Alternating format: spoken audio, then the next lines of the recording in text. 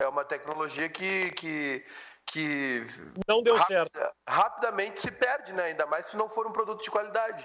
Mas viu, Kleber, eu não vou permitir críticas aqui, Kleber. Agora, se o candidato quiser dar um iPad para cada criança, aí fica legal. Só que o iPad custa uns R$7.000 cada um. Eu estou vendo a imagem aqui, eu estou misturando tudo, viu, Ramiro? Eu estou vendo a imagem aqui do presidente Marcelo Medeiros, durante o jogo contra o São Paulo, levantando da cadeira onde ele estava, ele mostrava realmente... a mão na cabeça. Isso, indignação e irritação. Eu acho que foi o Max Peixoto, Michael Kleber? Foi o Max Peixoto.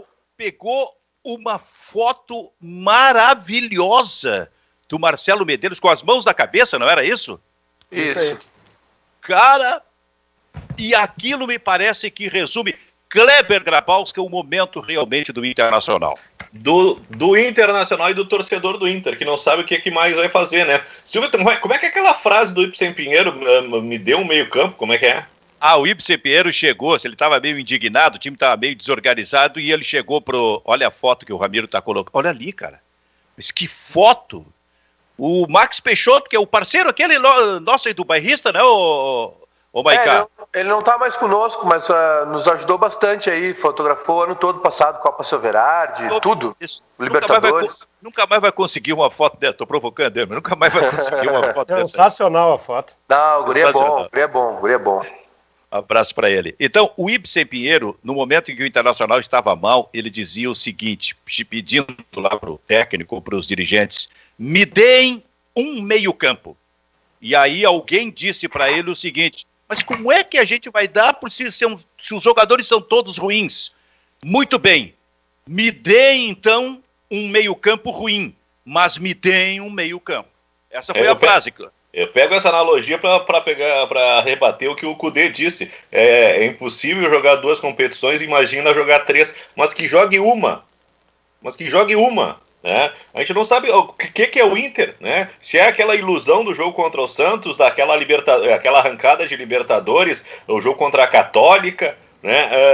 O Inter que conseguiu bons resultados na largada do Campeonato Brasileiro. O Inter agora não tem resultado e não tem nem a atuação ilusória, né? O Internacional é um time muito perdido, que deixa uma questão que poderia, com o futebol, ser suplantada, que é a discussão política. Agora, todas as explicações do Internacional passam por 2 questões: grupo curto e indefinição política. Se o Internacional tivesse jogando bem, vencendo, essa questão da troca de comando no futebol seria facilmente assimilada. Dá uma dimensão muito maior, porque dentro de campo o Internacional está completamente perdido. Eu acho que isso também é reflexo de uma administração. A gente estava falando que nada poderia ser pior do que o Vitório Pífero, né? E talvez aí essa avaliação sobre o crescimento do Inter com o Marcelo Medeiros fica facilitada, né? Porque nada pode ser pior. Mas o Marcelo Medeiros está se inviabilizando em termos de dirigente vencedor.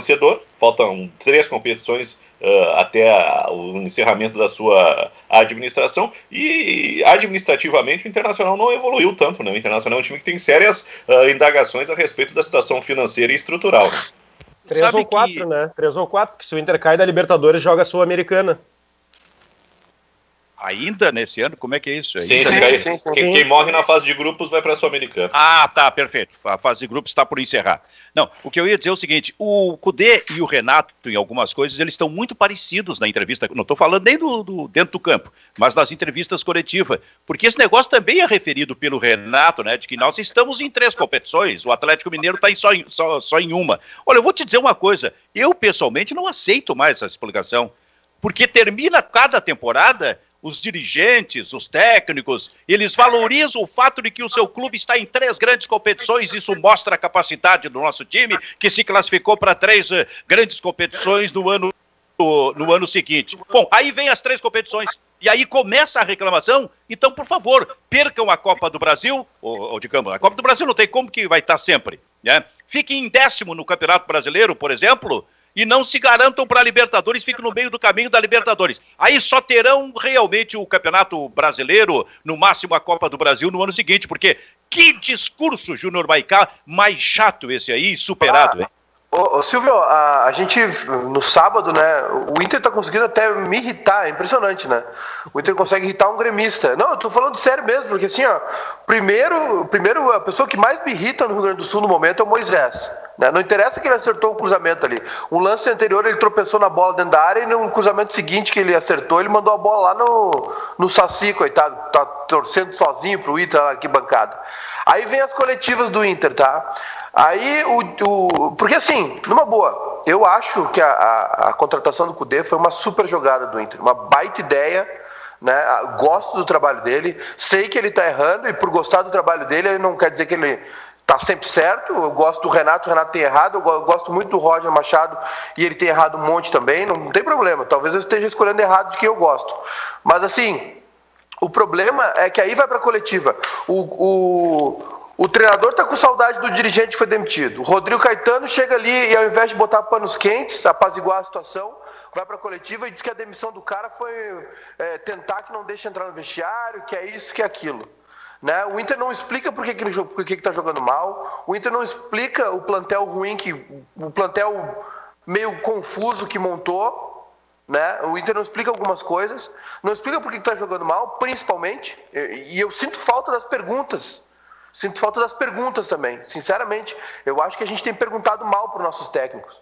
A gente pergunta muita coisa, a gente levanta muita bola para os caras, sabe? A gente vai para uma entrevista coletiva do Romildo com o Renato, de 4 anos, e dá parabéns para o Renato. Ah, parabéns, não sei o que, tal. Numa entrevista onde eles foram se explicar uma derrota que o Grêmio tinha tomado um passeio contra a Católica. E sábado tomou de novo. E foi outra coletiva... a gente joga 3 competições, não sei o quê. É sempre essas desculpinhas, os dois treinadores dando a mesma desculpa. A gente joga 3 competições, o desgaste, o Atlético só joga uma. Então faz o seguinte, sai, não joga. Não joga, então bota o time reserva na Libertadores, vai jogar o Brasileiro, então. Se o problema é esse. Porque, sinceramente, se é para entrar no Brasileiro e fazer esse fiasco que o Grêmio e o Inter estão fazendo, então não joga.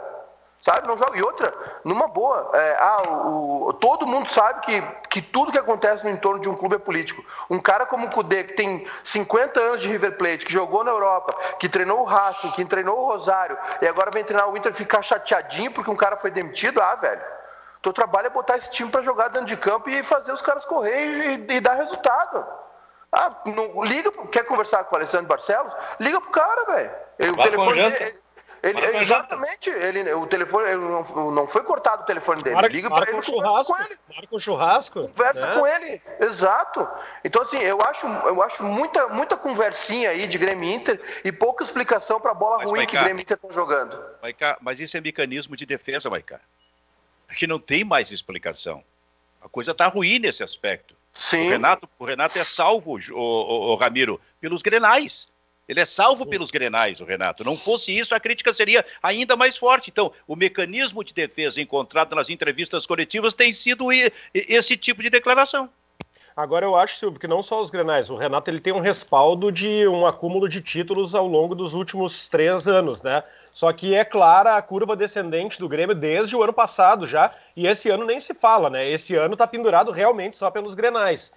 O Renato tem todo um estofo, toda uma história dentro do Grêmio que respalda ele e que faz com que seja até difícil para um presidente demiti-lo. Já aconteceu em outras oportunidades. Mas hoje é bem difícil para o Romildo. Mas se continuar nessa batida de desculpinha a cada rodada, ganhou um Grenal, se segura por mais 3, 4 jogos, mas esses 3, 4 jogos é uma vergonha. Contra o Atlético é uma vergonha.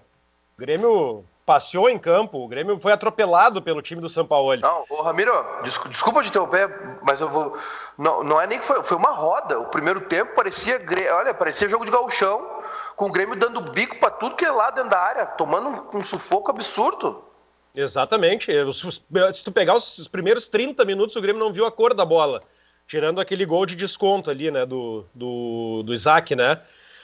Mas foi uma roda, realmente foi uma roda, foi vergonhoso e eu concordo com o Maiká. Os treinadores eles têm que dar mais explicações e para isso precisam ser melhor perguntados. Eu concordo muito com o Maiká a respeito disso. Entrevistinha papai e mamãe, Silvio Benfica sabe bem, um dos melhores repórteres que o Rio Grande do Sul já teve. Não existe, esse negócio de camaradagem não existe.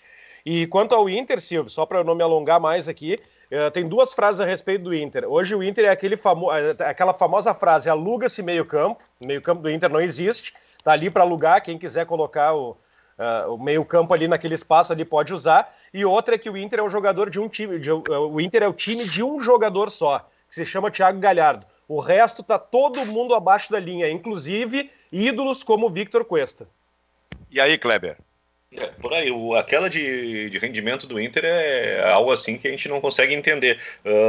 E tem muito assunto periférico, né? O Edenilson vai ou não vai? Se libera de uma vez o cara que era fundamental no esquema e não tá rendendo nada, tá com a cabeça no dinheiro do mundo árabe, né? E o Cudê também lhe paga o preço de não ter aberto espaço para os garotos. Sábado, de novo, Praxedes entra faltando 2 minutos para acabar a partida, né? Então essa semana para mim é decisiva para a dupla Grenal na Libertadores e para a vida do Cudê, hein? Kleber, ele apostou até em garotos, o Zé Gabriel, mas é uma aposta equivocada, porque tá muito mal. Quando não erra passe, ele é expulso, né? Ele erra passe que gera gol do adversário, esse que é o principal problema. Mas eu acho que o Zé Gabriel ele é muito mais refém da situação do clube do que a própria condição dele. Eu acho que quando o grupo tá fechado, tá encaixado, é mais fácil tu lançar o Zé Gabriel. O time caiu e o Zé Gabriel afundou junto, né? E o outro exemplo que eu ia citar, desculpa, Maiká, era o Peglo, que na hora que estava ganhando espaço com o Cudê, acabou se machucando, agora tá voltando, né? Mas acho que era o ficha 1 em termos de garoto do Cudê. Essa cambada de guri que o Grêmio revelou e vendeu, se o Grêmio não estivesse jogando bem, brigando por títulos e bem entrosado, enfim, podia ter superávit, podia ter conta no azul, podia ter presidente dando respaldo, a torcida não ia perdoar. E esses caras não iam vingar, não tem jeito. O Zé Gabriel, o Inter tem uma série de jogadores aí nos últimos anos que tu vê que ficaram pelo caminho por causa dessa situação. O Charles não era um cara para estar no Ceará, por exemplo, né? Um cara que podia ter tido mais chance. Não estou dizendo que ia ser entendeu? Que estaria na Europa, enfim, esse tipo de coisa. Mas, por exemplo, olha a situação do Bruno Fux. Né? O Sacha deu a volta por cima, né? O Sacha pagou um preço caro pela provocação que ele fez, né? Ele acabou virando o rosto, para muita gente, ele virou o rosto daquele ano, né? E no fim ele sempre foi um excelente jogador, né? E tanto é que, olha a reviravolta no passado, vice-artilheiro do Brasileirão. Mas, Silvio, e outra coisa, sinceramente, assim, o Inter, eu sinto que eu posso falar isso sobre o momento conturbado do Inter, porque eu vi isso acontecer há pouco tempo atrás. É tudo muito cíclico. É que nem a calça boca de sino. O futebol é igual a moda, Silvio. Tava pensando nisso aquele dia na entrevista com o Tite. Dois volantes, 3 volantes, 3 zagueiros, 5 zagueiros, 2 zagueiros.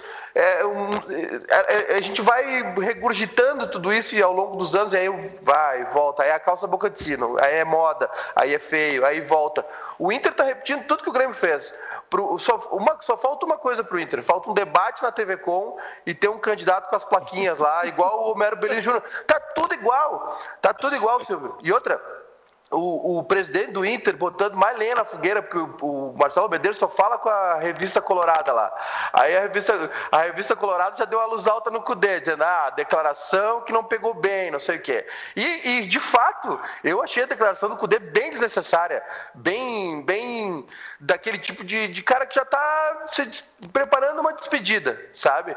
Eu acho que o Inter conseguiu começar um 2020 com um treinador muito bom, com um plantel como o Inter não tinha há muito tempo, melhor do que os anos anteriores, não quer dizer que seja muito bom, mas é melhor que os anos anteriores, com um projeto, e aí em 2 grenais, né, eu falei pro Kleber sábado, o gol do PP foi a primavera árabe do Inter, causou uma combustão política, com 3 grenais, uns empates no Brasileiro, implodiu tudo.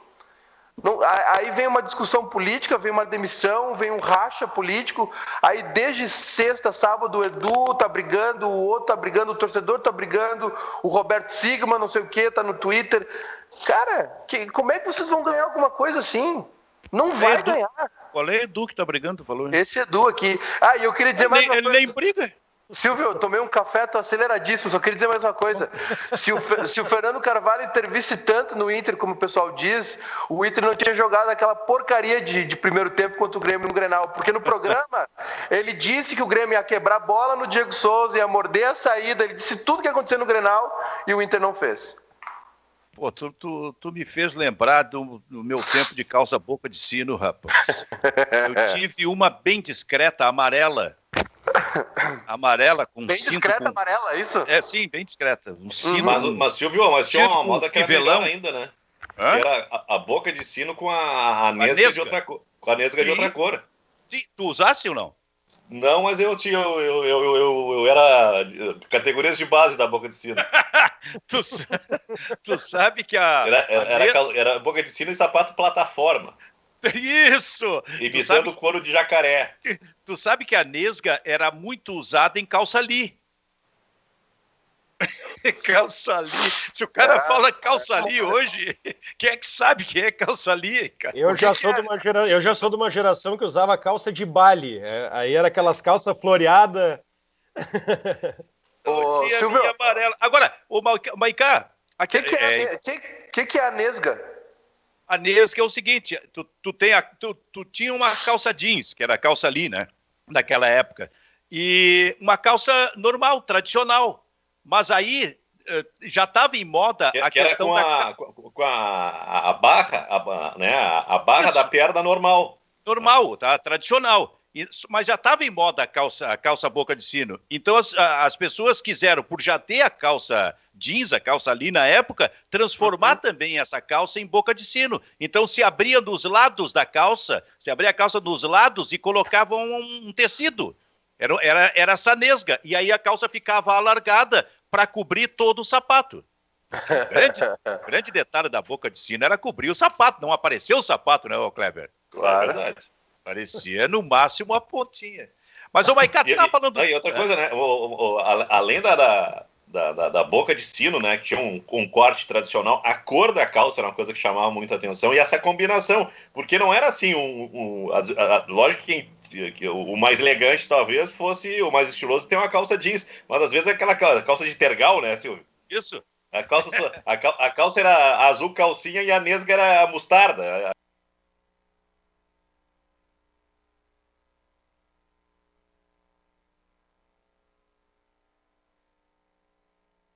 Não é, tu não pegava de uma ou outra calça jeans, né? Assim, do mesmo formato, a mesma cor. Não, tu colocava com uma cor específica, diferente. Né? Era um troço maravilhoso. Olha o debate que o comentário do Maiká gerou. Ele tá acelerado, ele veio para provocar. Mas aí, Maiká, tu tava falando do negócio do... Silvio, eu tô mais acelerado que o debate automotivo. Tu não vais criticar aqui, eu não vou permitir. Tu acha que alguém ultrapassou o sinal no debate hoje, ô Maiká? É? Tu acha que alguém ultrapassou o sinal? Eu acho que faltou uma identificação. Candidatos de esquerda tinham que deixar o pisca ligado para a esquerda. Candidatos de direita, pisca direita. Candidato de centro, luz alta. E direito de resposta tinha que dar o sinal de luz aquele, tipo na estrada. Eu vou passar todas essas informações para o meu amigo Daniel Scolen, das críticas que vocês fizeram aqui no programa. Aliás, um monstro, né? Apresentando fenômeno. Olha só, tu estava falando sobre a questão de garotos, né? E aí eu lembrei do seguinte, e eu já falei muito sobre isso e nós já falamos muito sobre isso, é filosofia do Internacional. O Internacional, nessa mudança, digamos, entre aspas, radical que fez ao trazer o técnico argentino, desde o início da temporada já tinha que ter trabalhado com garotos como uma das suas ferramentas importantes para as mudanças que seriam introduzidas na equipe em termos de modelo de jogo. Tinha que trabalhar com garotos. Mas o Inter não trabalha porque é filosofia dessa direção. E não vai trabalhar. Então, o que acontece é uso esporádico. Você estava falando do Zé Gabriel. O Zé Gabriel está jogando não porque é garoto. Ele está jogando porque, no entender do técnico, ele tem uma saída de bola com qualidade. Fosse o Moledo, o jogador com mais de 30 anos, com saída de bola de qualidade, quem estaria jogando era o Moledo. Porque o técnico é submisso a hierarquias em função de usar tanto a dupla junto, e especialmente quando o Inter, é incrível isso, quando o Inter precisa de um movimento ofensivo de mais qualidade, o que faz o treinador do Internacional? Ele junta o Musto ou o Rodrigo Lindoso, um dos dois está na reserva, o outro está jogando. Aí ele busca o que está na reserva para juntar os dois. Então isso para mim é submissão a hierarquias. Essa tese não se sustenta, Silvio, no momento que a tese do técnico, no caso, né, não a tua. não se sustenta no momento que esse jogador que ele prega pela saída de bola entrega 3 gols nos últimos 5 jogos. Sim, mas isso passa por um desacerto completo, um desequilíbrio, como colocou o Kleber. O Inter é um time desequilibrado. E aí sente mais o jovem. Porque o Vitor Cuesta está errando, que tem saída de bola desde o início da temporada. Também, o problema está no Vitor Cuesta, não está no Zé Gabriel. O Cuesta acerta... Ou será que não é na dupla do Vitor Cuesta? O Moledo dava a segurança que ele tinha, dava uma segurança a mais, né? O Cuesta acerta a saída de bola, mas marca mal, né? E outra, o parceiro dele é o Moisés também, a gente não pode esquecer disso. É verdade. É verdade, mas eu acho assim, a questão do Vitor Cuesta tá valendo muito, eu acho, assim, com todo respeito, eu acho simplismo entender porque não tá jogando o Moledo. Não é, o Moledo entrou em 2 ou 3 partidas do Internacional, tem que botar o Moledo pra bola aérea não entrar mais. O que aconteceu nas partidas que o Moledo jogou? Tomou por a bola cima aérea só entrou, é questão do técnico poder equilibrar essa ideia que ele quer de futebol. Sabe? E que não passa por garotos. Ontem eu estava vendo o Palmeiras, cara. Não vou nem falar no Flamengo, que entrou com uma gurizada em campo. Vou falar no Palmeiras, o Luxemburgo, que tem um elenco caro, né, de jogadores que são falados, coisa e tal. Há muito tempo não se vê o Scarpa, que até o ano passado era um jogador de alta qualidade para qualquer time. Não se vê o Scarpa. O que a gente vê é o garoto que fez o gol. Como é que é o nome dele? Patrick de Paula. O Patrick de Paula. O que a gente vê é o Gabriel Menino. O que a gente vê é o Veron, sabe? Os 3 jogando ao mesmo tempo, como aconteceu ontem. Então, esta é uma ideia, uma mudança que aconteceu no Palmeiras, talvez por filosofia lá da direção, dizendo para o técnico tem que usar mais independente dos jogadores caros. Então, aconteceu no Grêmio também, né, Silvio? O Inter que afastou as suas categorias de base quando mandou lá para Alvorada, lá, eu sou adepto dessa tese aí, afastou dos olhos do treinador também. Mas olha, Kleber, a gente colocou uma série de questões aí, 3 ou 4, que eu gostaria de te ouvir a respeito desse assunto, porque é um momento mesmo que está movimentando o Internacional e em que o técnico talvez tenha que radicalizar partindo para uma ideia diferente. E outra coisa, Silvio, não vai radicalizar, não vai partir para uma ideia diferente. A tendência é que Jussa jogue na lateral esquerda, que a dupla de volantes seja mais uma vez o Lindoso e o Musto. E a grande novidade no banco de reservas é o William Potker. Então acho que é por aí que o Kudê vai para um jogo decisivo. E é por aí também que eu acho que o Internacional começa a se inviabilizar, tanto na Libertadores como no Campeonato Brasileiro. No fim vai sobrar a Copa do Brasil, mas eu já não sei se vai ser com o Kudê. Kleber, por que tu fala que a grande novidade é o Potker? Ele viajou? Sim, as duas novidades, o Potker e o Peglow, que estavam em tratamento, foram liberados e viajam, né? O D'Alessandro está fora, né? E o Johnny. E o Johnny também pode ser uma outra alteração, mas pela essa questão da hierarquia, de não abrir espaço e não arriscar, né, o Kudê vai jogar da mesma maneira que vem jogando, né? Vai ser um jogo de muito sofrimento pro Inter. O Mustro não pode jogar, né? Pode. O Mustro vai ser titular. E o Lindoso pode jogar? Sim. Pode. Dos dois, eu achei que um dos dois estava também punido com 3 jogos. Então não tá, são outros, são Moisés e Edenilson estão fora. São os dois que estão fora. O Cuesta já cumpriu a suspensão e o outro jogador do Inter... Prachetes. O Prachetes também cumpriu a suspensão. O Musto tinha o 3º amarelo junto com o Marcos Guilherme. O Edenilson tem mais um jogo para cumprir e o Moisés mais 2. Então eu vou repetir a frase da semana passada. Não será nenhuma surpresa se o Inter começar, Júnior Maicá, o jogo com Musto e Rodrigo Lindoso. Eu acho que é o último, eu não sei se eu estou enganado, acho que é a última suspensão do Edenilson, o Moisés tem mais uma. O Edenilson tem... Isso. O Edenilson faz o 3º e o Moisés, quando terminar a fase de classificação, cumpre todos. Perfeito. O Moisés só voltaria numa oitavas. Repete, e o Wendel tá com Covid, né? Por isso joga o Jussa. Sim. Desculpa, Silvio, qual foi a pergunta mesmo? Eu repeti o que eu disse no início da semana passada em relação ao Grenal. Não será nenhum. Por isso que eu perguntei pelo Musto. Não será nenhuma surpresa se o Inter começar o jogo com Musto e Rodrigo Lindoso. Não, realmente não, Silvio. E é de se lamentar, né? Porque assim, Na verdade, a gente acha que às vezes eu achava que o Cudê tinha um problema com jovens, mas ele aposta no Zé Gabriel, aposta no Matheus Jussa, por exemplo, né?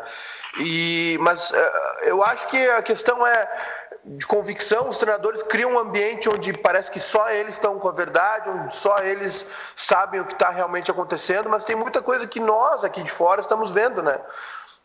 Por exemplo, eu consigo ver o jogo do Inter com um distanciamento, acho que vocês também, enfim, que não é da fúria do torcedor, né, da ânsia do torcedor de ver algumas coisas.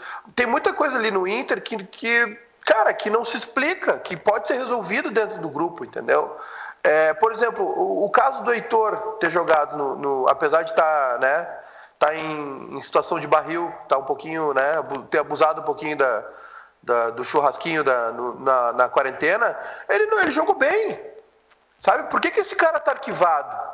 Entende? E por que Musto e Lindoso, se os dois são... O Cudê tem uma resposta para botar o Moledo no banco, ele quer a saída de bola, mas aí ao mesmo tempo ele escala o Musto e Lindoso, então assim, não faz sentido. Ou tu quer saída de bola por baixo, ou tu escala Musto e Lindoso, os dois ao mesmo tempo não dá. Perfeito, perfeita colocação, porque se tu vai sair com qualidade de trás, tu precisa que o jogador que está posicionado imediatamente à frente também tenha qualidade de passe, também tenha essa saída. Então o que acontece é o seguinte, em tese, sai bem, com qualidade de passe atrás, mas aí vem para o Musto, não tem a boa qualidade de passe. Aí o Musto tem que passar para o Rodrigo Lindoso, não tem a boa qualidade de passe. Então, há como é que eu vou dizer assim, um movimento, Kleber, que não se completa, tem uma incoerência nisso aí. Dentro desse pensamento de proteção da zaga e de saída rápida, transição, velocidade, intensidade, é uma peça que não se encaixa nisso aí. E o Internacional já não tem o Edenilson, então esse jogador, esse meio-campo, de alguma maneira tem que compensar isso. Eu gostei muito do primeiro tempo do jogo contra o América, onde o Internacional, com passes curtos e aproximação do Nonato, sem fazer correria, jogava rápido, né? Mas só que o Nonato ele sucumbiu, o Internacional sucumbiu no segundo tempo e o Nonato nunca mais voltou. Essa é uma ideia que poderia ser aplicada, mas parece que o Cudê ele prefere muito mais apostar no tradicional do que continuar arriscando. Agora... Silvio, na bola, o Inter vence o América, viu? O problema é a situação do Inter no momento. A parte psicológica, de autoestima dos jogadores, o momento conturbado político, né? Tá muito claro, para mim ficou muito claro depois da coletiva de sábado, que existe um problema interno realmente no Inter, claro, político a gente sabe, mas eu acho que houve um racha também. Essa foto que o Max tirou, enfim, e diante de todas as declarações, me mostraram um presidente isolado. Isso é muito dura, só que o problema, Silvio, é o seguinte, muitas das pessoas que criticam não querem o bem do Inter, querem um cargo, querem uma vaga. Eu me lembro que quando terminou a live do Grêmio, aquela que eu detestei, achei extremamente mal feita, eu pensei em gravar um vídeo pro meu canal no YouTube na hora, assim que terminou. E refuguei, repensei, falei, não vou fazer e tal. E no dia seguinte acabei gravando, porque diante de toda a repercussão, muita gente já tinha falado sobre, eu quis dar a minha opinião. Só que o momento que eu vejo o oportunismo que se tem de agora de criticar algumas coisas, é mais na busca por um cargo, por uma relevância, por um espaço, do que para realmente apaziguar e resolver, entendeu? Então o Inter não vai ter paz enquanto não tiver uma conversa franca, séria sobre seus grupos políticos. O que eu li de nota oficial de dirigente, sabe? Quem são esses caras para emitir nota oficial? Com todo respeito ao Roberto Sigma, mas qual a importância do Roberto Sigma para o Inter ao ponto de ter de uma nota oficial dele repercutir? Entendeu? É muito mais aproveitar que a fogueira acendeu e jogar mais um pouco de gasolina do que tentar resolver. E não falo só sobre o Sigma, falo sobre todos os outros, né? Eu acho que o Alessandro Barcelos errou também acho que devia ter, pelo que eu entendi, ele devia ter comunicado ao presidente, né? Devia ter olha, está acontecendo isso. Eu não abrir toda a situação, mas pelo menos realmente comunicá-lo, porque a leitura que eu faço de fora, e alguém totalmente de fora da política do Inter, é que houve uma traição realmente.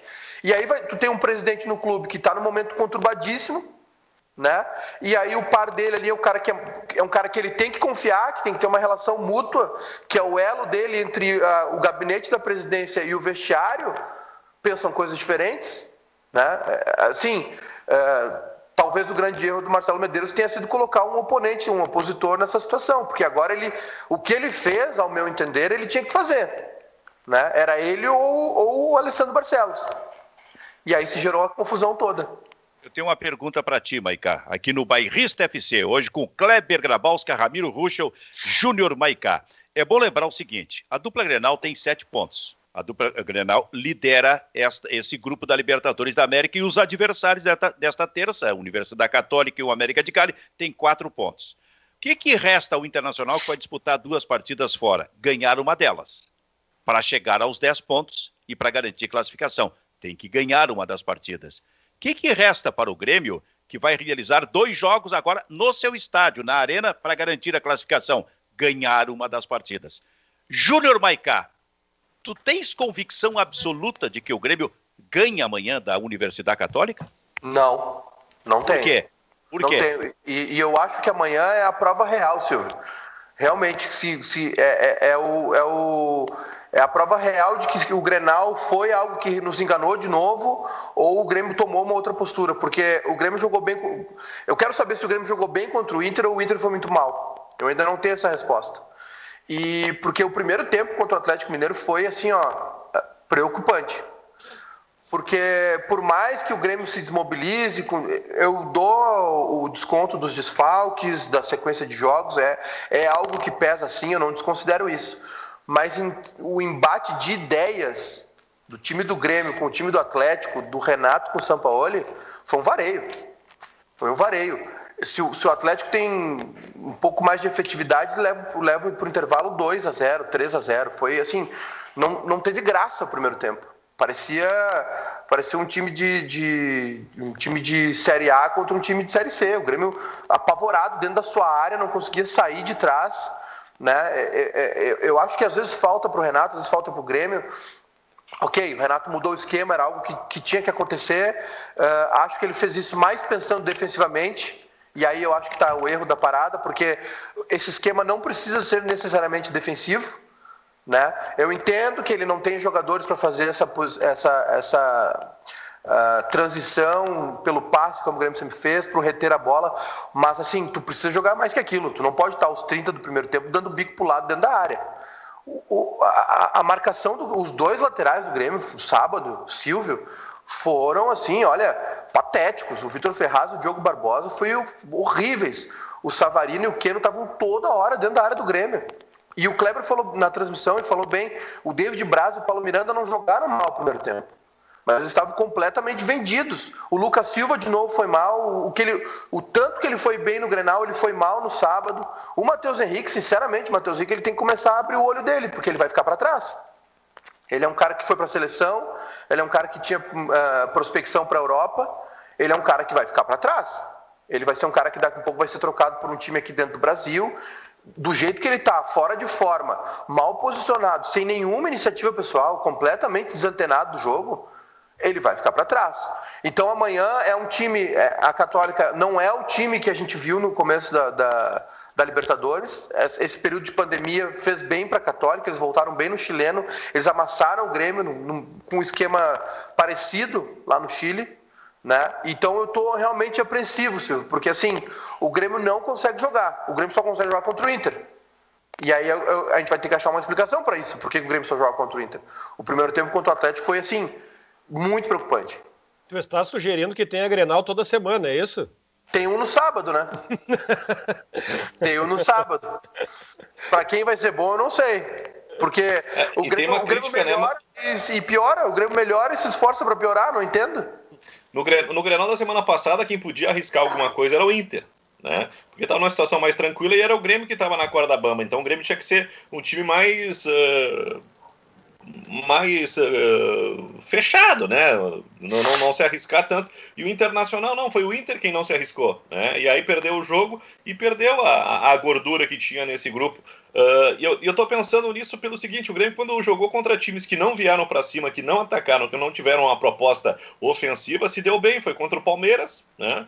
tanto que só levou o gol depois que abriu mão do terceiro volante. E contra o Inter, teve o controle do território, não correu risco, né? E no segundo tempo foi jogar no contra-ataque. E o Internacional deu todo o campo para o Alisson para a direita, o PP, mesmo trocando de lado, atacar e criar chances de gol. Contra o Atlético Mineiro, que veio para cima, esse esquema não funcionou, vazou demais o Grêmio, não teve firmeza na marcação, não teve posicionamento, vazava pelos lados, vazava por dentro. Agora tem que ver que Católica que vem para Porto Alegre. Se for um time que vai jogar atrás, respeitando o Grêmio, vai funcionar. O Grêmio não vai correr tanto risco. Agora quero ver se a Católica ousar, né, vier para atacar e fazer o jogo que fez a partir dos 20, 25 minutos lá no Chile. Iniciou respeitando o Grêmio, depois quando começou a se lançar, principalmente com as arrancadas do Fuenzalida, vai ser um jogo difícil. Tem que ver quem é que vai ser o lateral esquerdo, porque o Fuenzalida no primeiro jogo, né, Maica, deitou e rolou do lado esquerdo do Grêmio. Ele ia pro fundo, ele fechava da direita pro meio, ele tocou horror na zaga do Grêmio. O Diogo Barbosa tá ganhando a condição aos pouquinhos aí de titular. O Renato vai ter que abrir o olho com esse lado esquerdo, esse lado direito da universidade, né? Porque tudo passa por ali. O jogo de sábado me mostrou claramente que o Orejuela e Cortez seguem titularíssimos no Grêmio. Para mim, não vejo como o Cortez ir para o banco hoje. O que o Cortez não entrega ofensivamente, ele agrega defensivamente. A gente tem que concordar aqui, que o Cortez tem uma dificuldade de acabamento de jogada, né? Mas defensivamente ele não compromete. Dificilmente, ele estava comprometendo nos últimos jogos, porque não só ele, os dois laterais, né? O Grêmio sempre fora do lugar, o time ia para o campo de ataque e perdia a bola rapidamente, não tinha tempo de se posicionar no campo de ataque. Agora, para mim ficou claro, Silvio, os dois, Orejuela e Cortez, principalmente o Cortez, titularíssimos. Tava vendo aqui, ó, Jeromel fora ainda, Everton fora ainda, Maicon fora ainda, o Jean-Pierre também, o Guilherme Guedes, que é outro lateral esquerdo, e o Léo, né? O Léo que fez uma cirurgia mais séria e tá fora também. São os desfalques do Grêmio. Pelo menos 2 a 3 titulares aí, Jeromel, Maicon e Jean-Pierre. Existe a expectativa que o Jeromel volte, né? Mas pelo menos tem o David Braz agora, apesar do... Aliás, o Inter foi tão mal, né, que até o nosso querido Rodrigues foi bem, né? Apesar de ter errado mais uma vez no Grenal, num tempo de bola, igual o lance que o Grêmio tomou o segundo gol, né, da Católica. Mas assim, tem o David Braz, a expectativa é que talvez o Jeromel volte, né? Talvez o Jeromel volte. Mas com o David Braz e Kahneman fica mais tranquilo. Fica mais tranquilo. Mas a tendência de momento é que não, Maica. A tendência é que o Jeromel seja preservado por mais um jogo. Opa. E aí tem a expectativa de quem vai jogar no lugar do Lucas Silva, né? Eu acho que o Renato vai colocar, se o Renato seguir a tendência que ele sempre faz, ele vai colocar o Darlan ali, porque quando ele fez um 4-1 contra o Fortaleza... Mas o Darlan já jogou o Grenal, né? Tu acha que... diz o posicionamento. Vem para trás do Darlan. Tá, entendi. Aí tu coloca o Robinho, por exemplo. A chance é de aparecer o Robinho por dentro com o Matheus Henrique, aí Pepe e Alisson e o Diego Souza. Deixa eu dizer uma coisa para vocês aqui no Bairrista FC. E não é apenas o Campeonato Brasileiro. É a Libertadores da América. Aliás, começou pela Libertadores da América para chegar com muita força no Campeonato Brasileiro a questão do Covid. Foi a passagem do Flamengo lá, né? Para jogar com o Barcelona em Guayaquil e para jogar contra... Independiente del Valle. Independiente del Valle. O Del Valle apareceu com... Silvio, desculpa, o Independiente del Valle apareceu com 4 casos. Isso, é isso que eu ia dizer. Eu não vou nem falar no Campeonato Brasileiro do que virou o Campeonato Brasileiro e vem muita coisa pela frente, pode ter certeza. E olha, tomara, é para rezar, para não surgir algum caso mais grave, porque, por enquanto, esses casos eles estão sob, de alguma forma, sob vigilância, com a estrutura dos clubes, para poder, assim, dar toda a retaguarda possível para o jogador. Mas o que eu quero dizer é o seguinte, o Independiente del Valle apareceu com 4 jogadores infectados. Ainda não veio o resultado dos jogadores do Barcelona de Guayaquil, que jogaram contra o Flamengo.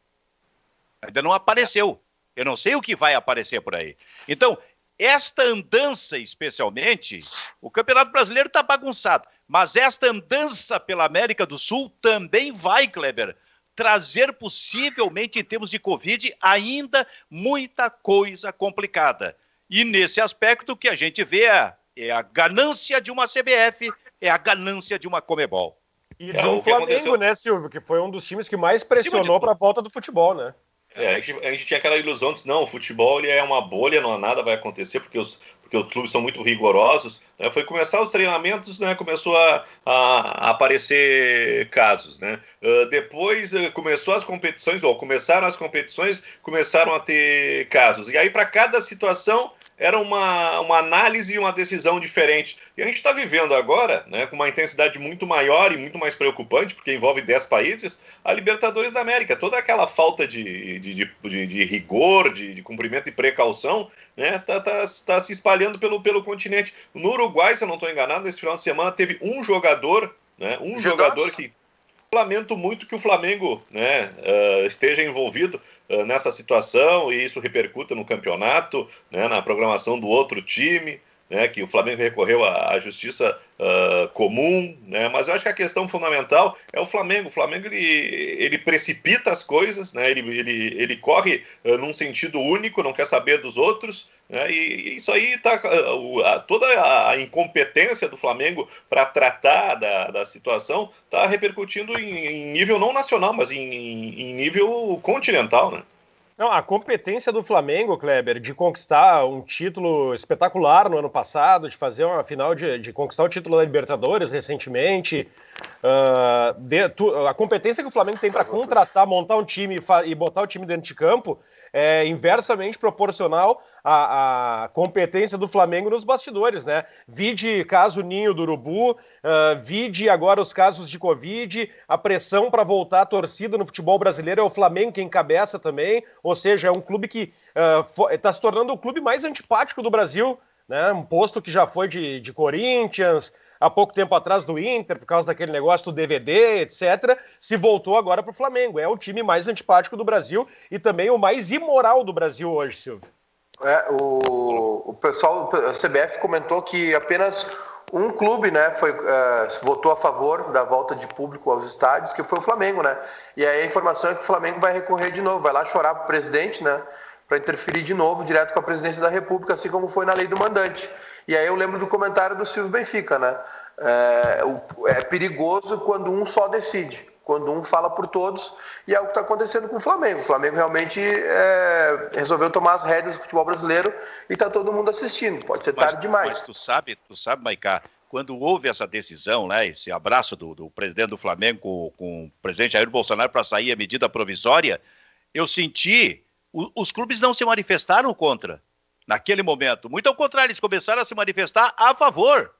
E hoje eles estão se dando conta de que, inclusive, essa questão do mandante vender para alguma emissora de televisão a transmissão do jogo, como a gente já dizia lá, vai beneficiar o Flamengo e mais uma meia dúzia. Corinthians e companhia, que são os grandes. Vai quebrar os pequenos. As TVs não vão se interessar tão fortemente em comprar jogo do Goiás, do Atlético Paranaense, do Atlético Goianiense, esse tipo de coisa, cara.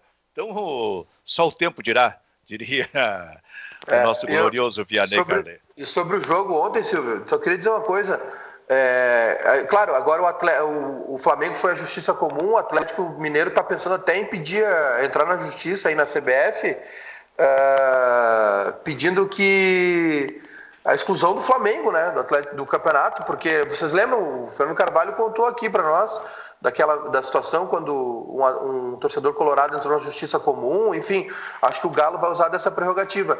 Agora, sobre o jogo de ontem, o Felipe Melo, o Luxemburgo dando desculpa, tomaram um aperto, tomaram um calor da gurizada do Flamengo. O Palmeiras é um time, assim, tem um super potencial, jogadores muito técnicos, mas muito mal treinado. O futebol que o Palmeiras apresenta é paupérrimo, assim, é muito fraco o trabalho do Luxemburgo. Muito bem. Esse é o Bairrista FC. Algum destaque final aí, Kleber Grabowska? Tu que é o decano do programa hoje. Tem troca no São José, né? O Everson Vanoni, é isso, né? Everton Vanoni foi demitido após a derrota de sexta-feira e China Balbino de volta ao Zeca. Poxa, o Everton passou um tempão como interino, foi efetivado acho que há umas 2 semanas. Ele estava como interino desde o começo do ano, lembra? Não. Sim, ele estava como interino desde o... Não, quando ele foi no programa com a gente aí na televisão, ele não era interino, ele já era um... Já era confirmado, Maicá. Mas eu vi essa notícia há pouco tempo, que ele finalmente tinha sido efetivado. Não, Maricá, tu viu porque tu tá muito acelerado. Eu vou mostrar para vocês, eu vou provar para vocês no grupo do Zap. Vou mostrar para vocês. Segura no café aí. Aí a gente faz a retificação aqui lá no amanhã. Não, no ano que vem. Muito bem, então. Através de uma nota oficial. Isso, manda uma nota oficial aí, ô Júnior Maicá. Bairrista FC fica por aqui, volta amanhã. Tchau, tchau.